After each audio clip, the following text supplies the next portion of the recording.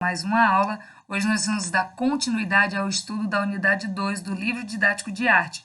Nós estávamos trabalhando com a arte europeia medieval, arte gótica e suas principais influências. E aí nós vimos inicialmente quando surgiu a arte gótica, qual o destaque que nós vamos ter em relação a manifestações artísticas nesse período, e nós vimos as principais características da arte gótica. Então, vamos recapitular, relembrar essa parte inicial da unidade e vamos finalizar vendo aí um pouquinho sobre as gárgulas e sobre a pintura gótica. Bom, a arte gótica surge aí nos arredores de Paris, certo? Em meados dos anos 1100, e ela vai ter ainda uma grande influência da igreja, ou seja, nós vamos ter aí os trabalhos voltados mais ainda para os temas religiosos, certo? E, bom, eu voltei aqui um pouquinho, pronto. E aí o grande destaque que nós vamos continuar tendo aqui na arte gótica, assim como nós vimos na arte românica, vai ser a questão da arquitetura, certo? Mas é claro que houve também o desenvolvimento de outras manifestações artísticas, como a pintura, como a escultura, a produção dos vitrais, embora todas essas manifestações estivessem ligadas aí à questão da arquitetura. E aí nós vamos ter as principais características das arquiteturas do período gótico, Nessa página vocês conseguem ver isso. Nós também vimos aqui a questão das esculturas integradas à arquitetura, Nós vimos que os escultores buscavam dar um aspecto real e humano às figuras retratadas. Essa vai ser, aliás, uma das maiores características, uma das grandes características da arte gótica, que é a questão do naturalismo, certo? Nós também vimos a questão do vitral gótico, a importância das pinturas nos vidros, certo? Dos desenhos, e a questão também da luminosidade. E aí hoje nós vamos trabalhar com os dois últimos aspectos desta unidade. O primeiro aspecto que nós vamos ver aqui é a questão das gárgulas, a produção das gárgulas, certo? Elas que estão aí presentes em alguns filmes de época, inclusive elas aparecem num filme bem famoso que é o Corcunda de Notre Dame, porque nós temos ali uma catedral, um templo religioso desse período e que mostra justamente uma das características que haviam na época. Bom, as gárgulas, o que é isso, A gárgula, na verdade, é uma calha, certo? É uma parte saliente de uma calha destinada a fazer escoar a água da chuva a certa distância das paredes. Esse tipo de trabalho é esculpido geralmente em pedra e muitas vezes é adornado com uma figura grotesca de um animal ou então uma figura humana, certo? E as gárgulas originaram-se aí no início do século XIII, era uma época em que as águas pluviais ainda eram depositadas diretamente na via pública. Essas calhas eram adornadas com as figuras monstruosas, as quais cuspiam água de sua boca e se tornaram gradativamente populares. As primeiras gárgulas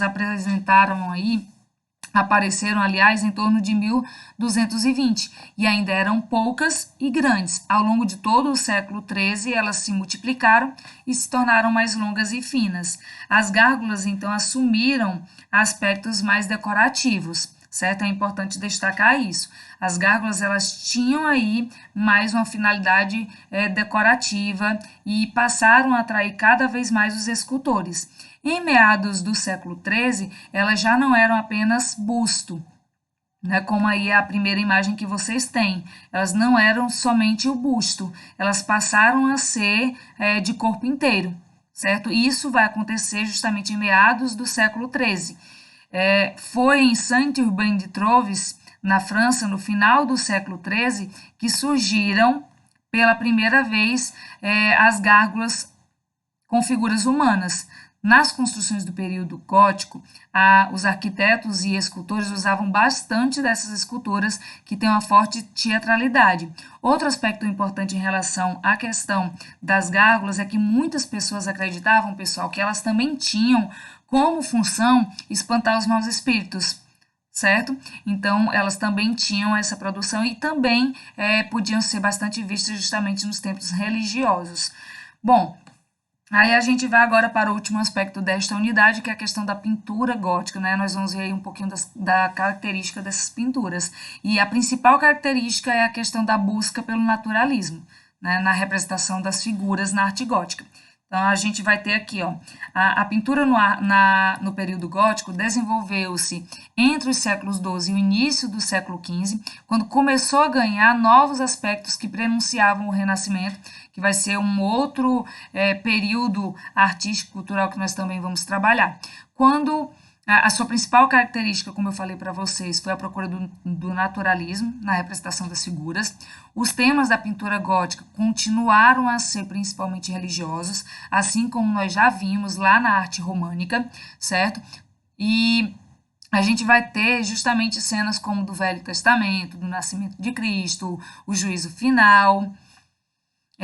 Havia também outros temas, né? Não eram só os temas religiosos. E haviam temas relacionados, por exemplo, com a vida cotidiana ou com a vida em comunidade, certo? E eram comuns as pinturas religiosas na Itália de altares, de cruzes, de afrescos. Na Espanha, o principal meio utilizado para a pintura foram os retábulos. Bom, em relação ao afresco, nós já vimos anteriormente, né? Na unidade 1, nós trabalhamos com a técnica do afresco, que era justamente uma pintura que se utilizava de tinta fresca e que se dava em argamassa também ainda fresca, certo? E, bom, aqui do ladinho, no lado direito da tela de vocês, como sempre, né, no material, nós vamos encontrar os boxes que explicam algumas palavrinhas que aparecem destacadas ao longo do texto. Aqui nós vamos ter a ideia do naturalismo, que na verdade é uma representação mais próxima daquilo que é real, e a gente tem aqui os retábulos, que era a técnica utilizada na pintura da Espanha, certo? Eram peças feitas geralmente de madeira e que podiam também ser de mármore, mas que também podiam ser de mármore. E aí vocês têm um pouquinho mais sobre isso. E, bom, a gente vai ter como principais pintores góticos, pessoal, o Giotto e o Jan van Eyck, né? São os dois que nós vamos trabalhar aqui nesta unidade.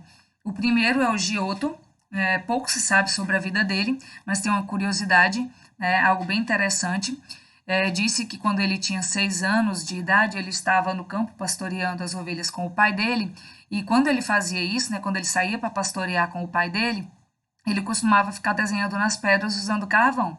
E aí, certo dia, passou por ali um estranho, viu esse desenho do Giotto na pedra, se interessou bastante, pediu autorização dos pais dele para levar Giotto com ele, e esse rapaz, né, esse estranho, na verdade, era o Cimabue, que foi considerado um dos maiores artistas medievais.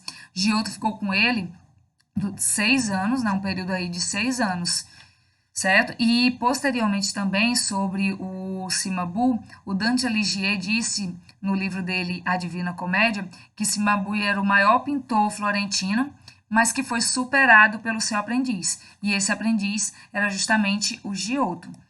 O que mais que a gente pode destacar em relação da obra do Giotto, certo? Ele é considerado o primeiro artista a se diferenciar dos padrões da pintura bizantina e também da pintura românica, né, que ainda eram muito utilizadas na sua época. Ele criou um estilo próprio, que influenciou toda uma geração posterior, certo? E qual foi esse estilo próprio? Diferente dos pintores medievais, que seguiam nas suas obras um certo padrão, um modelo hierárquico em que Deus aparecia acima de Cristo, e este era maior que os anjos e todos eles só podiam ser representados acima dos santos. O Giotto passou a mudar isso, né? O que é que ele fez? A gente vai ver aqui logo abaixo dessa pintura dele. Os santos que o Giotto pintava eram retratados de maneira mais realista. Eram homens que haviam desenvolvido sua santidade com humildade e que estavam cercados pela natureza. A realidade era uma preocupação constante na obra de Giotto. Ele pintava os homens maiores que as árvores e que as montanhas propositalmente, né, porque ele queria destacar esses elementos. Os ambientes nas suas obras eram moldados de acordo com os personagens, que apresentavam vivacidade e expressão de sentimentos e emoções, retratados de maneiras fiéis, né, de maneira fiel à realidade. Entre as suas principais obras, nós podemos destacar aqui três. A primeira delas é a Prédica diante Honório III, é uma obra que pode ser encontrada em Assis, na Itália, e que mostra a preocupação em humanizar as figuras. A segunda obra, né, que se destaca é a Lamentação ante Cristo Morto, que pode ser encontrada na capela dos Scroveni, em Pádua, também na Itália, na qual as figuras foram dispostas de modo a fazer com que o olhar do espectador se voltasse para o foco dramático da cena. E, por último, a terceira obra que se destaca dele é O Juízo Final. É uma obra em que é possível ver que os rostos não são idealizados, mas fiéis à imagem real dos homens, né? E aí a gente percebe aquela característica que eu já mostrei para vocês, o naturalismo. Bom, aí a gente vem aqui, né? Tem algumas telas que vocês vão poder apreciar, do Giotto, e também que vão poder comparar com outras obras, inclusive com as pinturas do período românico. O outro grande artista, pintor que se destaca no período gótico é o Jan van Eyck, certo? Ele é considerado um dos fundadores da escola flamenga de pintura e é um dos artistas mais importantes da Idade Média. Ele nasceu provavelmente em Maaseik, na atual Bélgica, e ele foi importante porque ele também descobriu algumas técnicas que foram incorporadas à pintura, né, juntamente com os irmãos dele, que nós também vamos trabalhar aqui.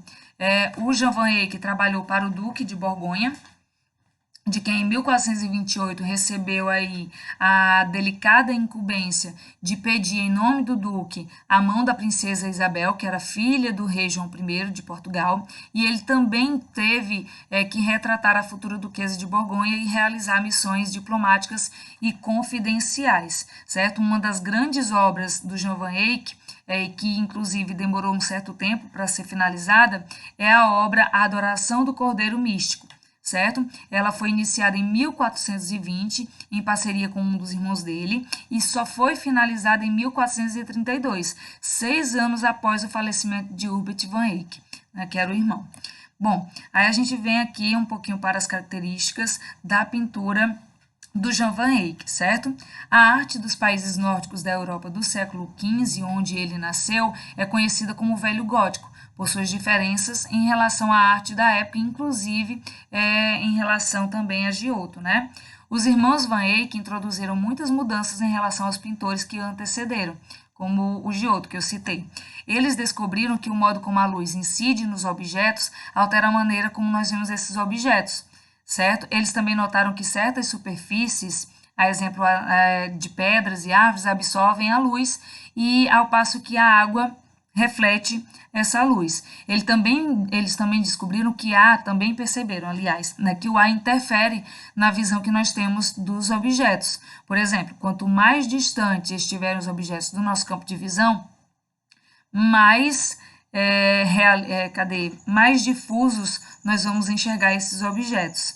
E isso lhes permitiu inventarem efeitos mais realistas em relação a Giotto. Que mais que a gente vai ter de destaque, né?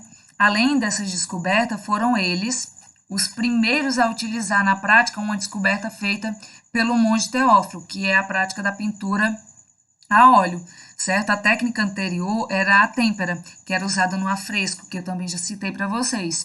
Essa técnica da têmpera secava muito rápido, e isso não permitia, por exemplo, que pudessem ser feitos ajustes na pintura, certo?